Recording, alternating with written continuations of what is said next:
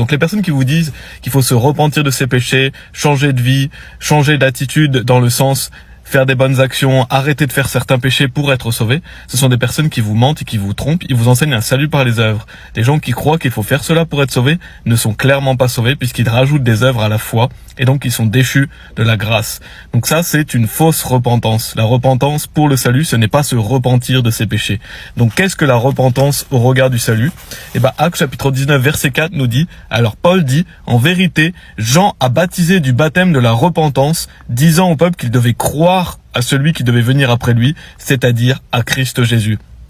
Donc il est dit le baptême de la repentance, disant au peuple qu'il devait croire à celui qui devait venir après lui. Donc la vraie repentance, c'est le fait d'arrêter de croire dans un faux Dieu, d'arrêter de croire dans une fausse religion, d'arrêter de croire dans vos propres œuvres, afin de croire en Jésus-Christ.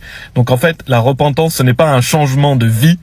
Ça, ce sont des œuvres et c'est une hérésie de damnation. Non, c'est un changement d'avis. Donc, c'est-à-dire que vous arrêtez de croire dans un faux salut ou dans une fausse religion afin de croire en Jésus-Christ. Vous repensez le salut et vous placez votre confiance en Jésus-Christ. C'est ça la vraie repentance. Donc, la repentance fait partie du salut, bien sûr, mais la vraie repentance, c'est simplement le fait d'arrêter de croire dans un faux salut ou une fausse religion afin de croire en Jésus-Christ. Et donc, si vous faites cela, si vous arrêtez de croire dans vos œuvres mortes, et que vous placez votre confiance en Jésus-Christ, alors vous êtes sauvés et vous vous êtes donc repentis.